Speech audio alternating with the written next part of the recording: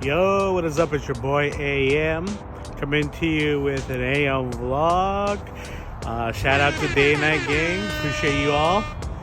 Today's vlog is going to be something pretty interesting. I'm over here on the football field, but what I want to talk about is two things that have come up recently that I've been thinking about a lot lately. So this vlog is more of a talking head where I kind of just share the thoughts and ideas that have been running through my head over the past couple of months. And so what I typically kind of notice in life is like a lot of patterns or like a lot of systems or whatever you want to call it, reoccurrences, things that happen annually, continuously. And so the one thing that came up was I realized that within AM and PM there is a curse. For whatever reason, the very first 3 months of the year have always been pretty rough. Trials or challenges that you're given usually come in the first 3 months.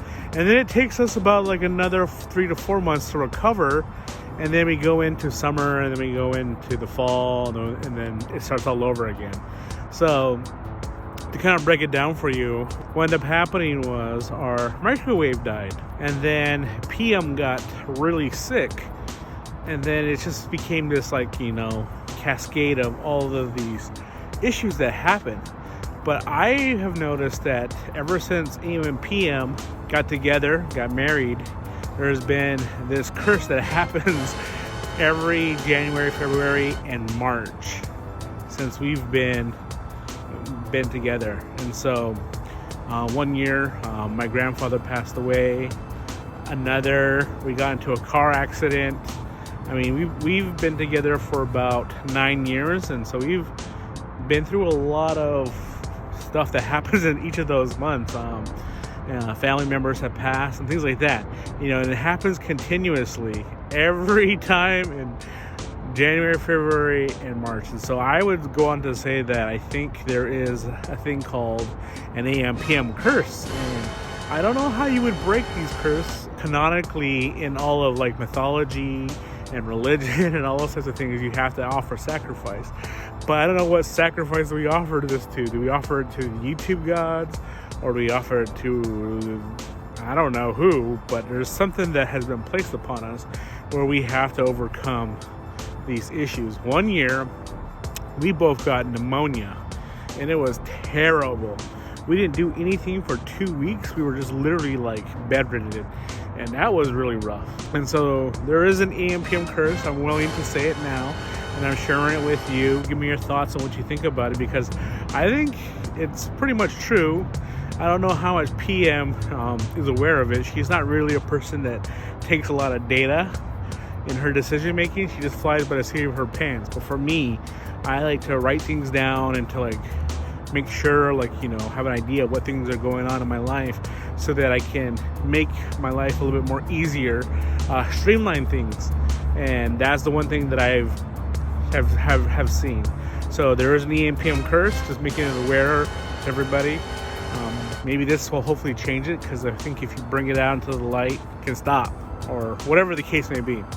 Now, don't forget to like, comment, and subscribe. With that, I also thought of what else could be something unique to a family or to a couple or to whatever it is. A curse could be one of them. But I also thought, what is something positive or a blessing, or whatever you want to call it. So I thought more about that and thinking of things that kind of bring happiness into your life. And then the one thing that I came up with is traditions. What kind of traditions you do, culturally, within your own family, or just within you and as an individual, that brings you happiness. And so for us, I just want to share a couple of traditions that we have that I think are pretty fun, that we do, like clockwork every year. One of the traditions is every time we start a new year, we end up buying a new calendar. It's one of our favorite things to do.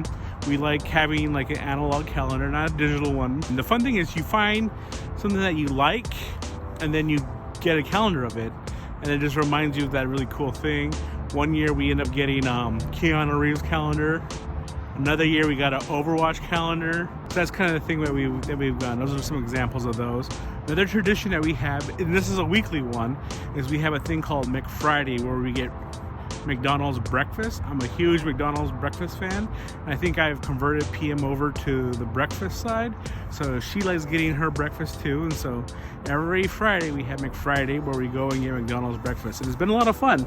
It's like one of those things you look forward to each week because you're just like, oh man, having a hard week or even having a good week, it's like a nice little reward to get. One for like, comfort, or the other to just kind of like reward yourself for doing really well. And another tradition that we do that I think is pretty fun is we buy Christmas paper for our whole family. So we have to find a wrapping paper that speaks to us. One year we end up getting Jurassic Park wrapping paper. Next year we got Harry Potter, and the year after that, we end up getting maybe Ninja Turtle wrapping paper. This year it was hard to find one that spoke to us, so we ended up just getting black wrapping paper with gold lettering that said Merry Christmas on it. So we made it really elegant. So that was kind of fun. But every year it's just like we go to all these stores looking for wrapping paper that kind of incorporates our personality, and then doing that. So that's like some of the traditions that we have. And then there's things that I do on my side that I think are really fun little traditions that I do. We just celebrated Valentine's Day just not too long ago. What I typically do every year for PM is I make social media posts saying how awesome she is, and so how cool she is. It's like one of those romantic things that happens in movies, but I'm just doing it digitally.